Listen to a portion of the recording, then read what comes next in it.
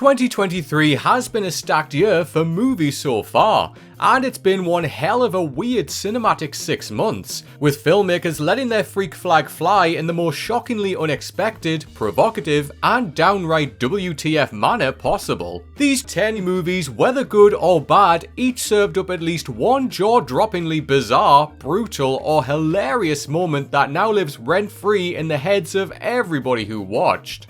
So let's dive in, as I'm Adam from What Culture, and here are 10 biggest WTF movie moments of 2023 so far. Number 10. Cursed M.O.D.O.K, Ant-Man and the Wasp, Quantumania. Ant-Man and the Wasp, Quantumania as a whole was just a huge letdown, but things got truly freaky deaky when the much hyped villain M.O.D.O.K was revealed to be none other than Darren Cross, aka Yellowjacket, from the first Ant-Man. As it turns out, he survived his apparently fatal encounter with Scott Lang in the original movie, his bodily proportions being warped when his Yellowjacket suit was sabotaged, but eventually being salvaged by Kang, who built him a new robotic suit. The kicker though is the nightmare-inducing design of M.O.D.O.K in the movie, that is, taking Corey Stoll's digitally scanned face and awkwardly squashing it into a helmet. At best, it looks laughable. At worst, it looks genuinely concerning, and didn't exactly combat the argument that Marvel Studios probably isn't giving their VFX artists enough time or money to deliver adequate work.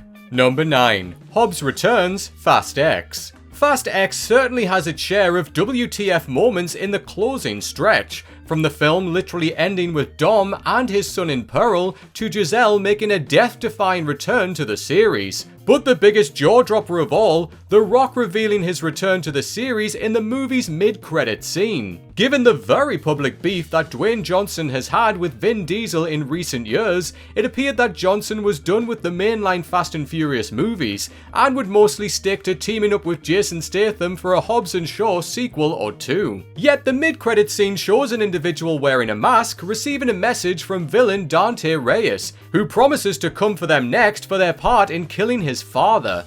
The person removes their mask and yep, it's Luke freaking Hobbs. While Johnson is likely only returning to the franchise due to Black Adam's recent box office failure, given that Johnson was in many ways the glue of the better Fast films and his absence has been sorely felt from the last two, hopefully he might help getting things back on track. Number 8. A child narrates the movie, Magic Mike's Last Dance. The third and seemingly final Magic Mike movie, especially considering its lackluster box office performance, was a colossal letdown from start to finish. A fundamentally bizarre threequel which scales back the signature stripping to focus on Mike helping a socialite Max produce a sexy stage play, this is the last series that needed to deviate from a well-honed formula. But the first troubling sign was right there in the opening scene, which sees a young girl providing a contemplative voiceover narration about the origins of dance. Even with the context of the girl later being revealed as Max's daughter Zadie, you have to wonder what Steven Soderbergh was thinking by framing a movie about stripping around the perspective of a child. Did anyone ask for this? Number 7. The Orgy, Infinity Pool. Infinity Pool's, climactic orgy scene is not safe for work enough that we can't show particular clips of it here. At the start of the third act, Gabby initiates a drug-fueled orgy with James and the other hedonistic Western tourists staying at the resort. What follows is a hallucinogenic, neo-splashed 3-minute sequence in which the group do just about everything to one another you can possibly imagine. It's basically a collage of human bodies slithering around, intercut with a few especially unnerving sights, namely a female nipple oozing an unspecified liquid. If the intent was to disturb rather than titillate, then director Brandon Cronenberg certainly did his job. Number 6. The hilarious credit scene, Hypnotic. Ben Affleck's new sci-fi thriller Hypnotic feels like it stumbled straight out of 2011, so tired is its sub-Inception narrative and style. The film's mere existence in 2023, as directed by Robert Rodriguez to the tune of $65 million no less,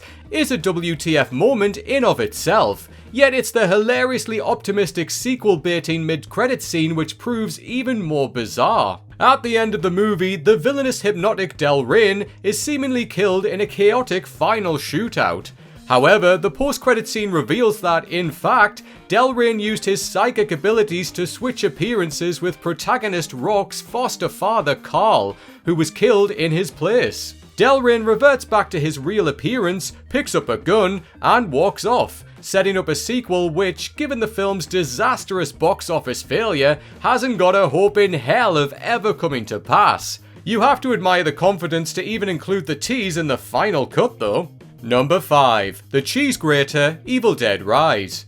Evil Dead Rise proved itself worthy enough of Sam Raimi's legacy with one single brutal scene later in the movie, when the deadite-possessed Bridget uses a cheese grater as a gnarly offensive weapon against her Aunt Beth. After grabbing the grater, Bridget slams it into Beth's leg and rips it down, tearing off a huge chunk of leg skin in the process. In a movie where one character literally eats glass, this is still the most nauseating and squirm-inducing moment, perhaps in part because we're seeing such a typical household item be used in such a disgustingly destructive way. Needless to say, it's a moment which left many gasping and cringing in horror. Number 4. The clone twist, Polite Society. Polite Society was marketed as a martial arts comedy centered around a British Pakistani teenager, Rhea, who attempts to rescue her older sister Lena from settling for an arranged marriage and abandoning her dreams.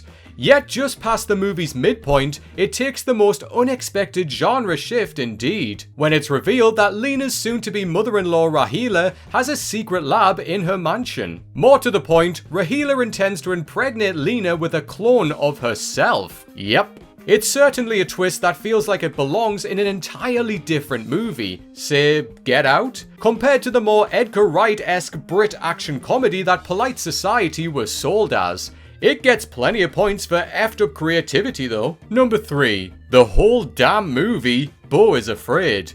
Where to even begin with Ari Aster's third feature? The movie is a 3-hour collage of unforgettable WTF moments, from an opening point of view shot of Beau being born, to his mother's apparent death by chandelier, Beau's entire anxiety-racked existence, and him getting hit by a truck while running through the serial killer-infested streets naked. And that's just the first act. Beyond that, Aster serves up a teenage girl killing herself by drinking paint, a surreal theatre troupe that hangs out in the forest, a lengthy animated sequence, a sex scene with fatal consequences, and a dick and balls monster that may or may not be Beau's actual father. To some it makes for an exasperating sit, while to others it's refreshingly bold. But to every single person who watches, Beau Is Afraid is some seriously twisted WTF stuff. Number 2. Edgin's melted illusion, Dungeons & Dragons Honor Among Thieves.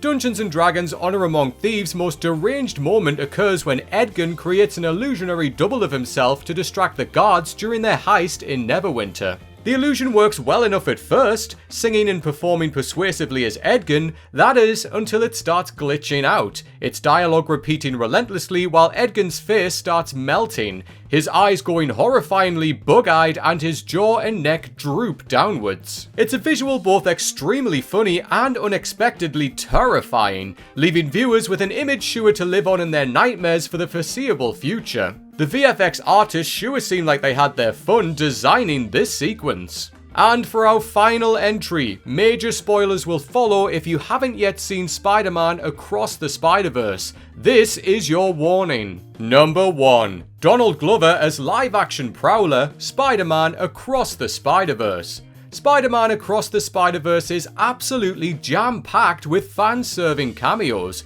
the most surprising of which is surely a live-action appearance by Donald Glover as Aaron Davis, aka the Prowler. Glover's Davis is briefly visible when Miles first visits the Spidey Society, where Davis has been imprisoned by Miguel O'Hara. This is an especially amusing cameo given that, of course, Glover briefly played Davis in the MCU Spider-Man Homecoming, suggesting that he's playing the same character across both movies. Beyond that, Glover was widely campaigned to portray Spider-Man in 2012's The Amazing Spider-Man, voiced Miles in the Ultimate Spider-Man animated series, and a clip of him wearing Spider-Man pajamas for an episode of Community also briefly appeared on the TV screen in Spider-Man Into the Spider-Verse. While the fusion of animated and live-action elements was certainly risky, it absolutely paid off with one of the movie's most giddy surprises. And there we have it, folks, our list of the biggest WTF movie moments of 2023 so far.